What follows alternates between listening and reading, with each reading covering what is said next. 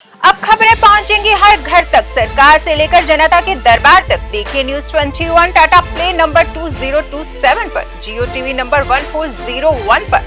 News 21 देश दुनिया के कई डिजिटल प्लेटफॉर्म पर उपलब्ध है, जैसे Sony TV, Xiaomi, MI, Honor, Oppo, Amazon, fire stick, Dailyhunt, VI, इबाबा app, Android TV, iTunes live, जेगा टीवी, सिटी केबल। तो देर किस बात की, सब्सक्राइब करें न्यूज 21 और दबाएं बेल आइकन। नमस्कार, मैं आपके साथ सुमन मान, स्वागत है आपका न्यूज 21 में। आज अनटोल्ड स्टोरीज के चैप्टर में हम बात करेंगे कि मरने के बाद आत्माओं का क्या होता है। हम सभी को पता है कि हम सबको एक दिन मरना है और हम सभी ये जानना चाहते हैं कि आखिर मरने के बाद हमारी आत्मा कहाँ जाती है, क्या होता है आत्मा का। क्या मरने के बाद आत्मा तुरंत रीबर्थ ले लेती है या किसी और ही दुनिया में रहती है। इन सभी सवालों का जवाब हमें हमारे ही पुराणों के अंदर मिलता है। अब सवाल ये भी आता है कि जिन्होंने इन पुराणों में इसके बारे में लिखा है वो भी तो जिंदा थे। जब वो जिंदा थे तो उन्हें कैसे पता कि मरने के बाद आत्मा का क्या होता है। दरअसल हमारे उस जमाने में पूर्वज थे, उनको बहुत सी सिद्धियां प्राप्त थी। उनकी साधना, मेडिटेशन इस हद तक थी कि वो दूसरे लोगों को भी अपनी ध्यान शक्ति से देख लेते थे। अगर हम उदाहरण के तौर पे बात करें तो महाभारत में संजय ने महल के अंदर बैठे ही महाराज धृतराष्ट्र को महाभारत का पूरा वर्णन सुना दिया था। तो हम कह सकते हैं कि जो पुराण में लिखा है वो काफी हद तक सच है। गरुड़ पुराण के अनुसार मरने के बाद कुछ समय तक तो आत्मा को यकीन ही नहीं होता कि वो मर चुका है।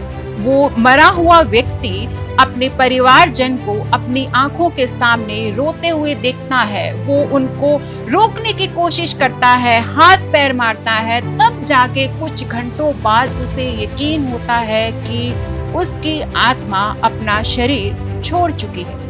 उसके 12 दिन तक आत्मा वहीं उसी घर में रहती है। जो 12 दिन के हमारे यहाँ पर क्रियाएं की जाती है तब तक आत्मा वहीं रहती है।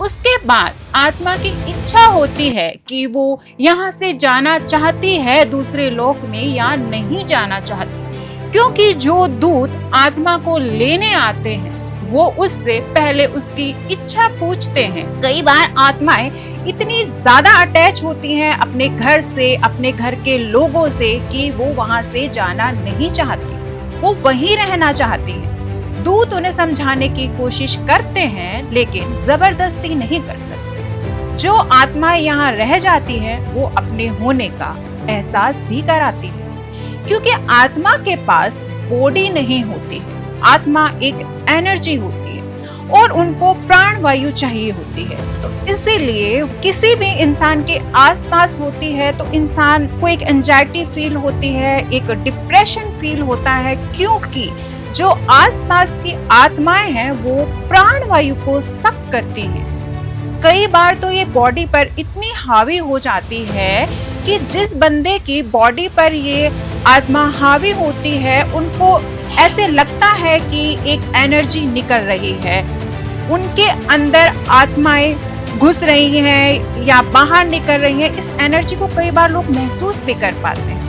लेकिन आत्मा जो है वो हमेशा बुरी ही हो ऐसा नहीं होता है। जब आत्मा कुछ समय के लिए धरती पर हो तो वो व्हाइट सोल कही जाती है, लेकिन लंबे समय तक जब आत्मा धरती पर वास करती है तो फिर वो जिसे काला साया बोलते हैं वो बन जाती है, क्योंकि जो दूसरी आत्माएं बहुत पहले से यहाँ पर रह रही होती हैं वो उनको अपने कंट्रोल में करती हैं। वो उनको ये समझाने लगती हैं कि देखो तुम्हारा यहाँ पर कोई नहीं है, ये लोग तुमसे बिल्कुल भी मोहब्बत नहीं करते हैं, किसी को तुम्हारी नहीं पड़ी है। इस तरह से उस अच्छी आत्मा को एक नेगेटिव आत्मा में बदल दिया जाता है, जो कि बाद में पूरी एनर्जी कह सकते हैं हम। और ये जो पहले से रह रही आत्माएं होती हैं ये आगे से आगे अपनी यूनिटी बनाती जाती हैं, क्योंकि 100 लोगों में से 40 आत्माएं इस धरती पर रह जाती हैं, क्योंकि उनकी कई बार इच्छा अधूरी रह जाती है, जिसके पूरा होने तक आत्मा अपनी जगह नहीं छोड़ती है और अपनी बात कहने के लिए कोई ना कोई जरिया चुनती है। ऑरा कहते हैं कि किसी भी इंसान का ऑरा जितना ज्यादा शक्तिशाली होता है, आत्माएं उनसे ज्यादा कनेक्ट करती हैं। जैसे जो लोग ज्यादा मेडिटेशन करते हैं, कह सकते हैं कि एनर्जी बहुत पॉजिटिव होती है, उनसे आत्माएं ज्यादा जल्दी कनेक्ट करती हैं। क्योंकि एक चोर भी उसी घर में चोरी करता है जहां धन संपदा।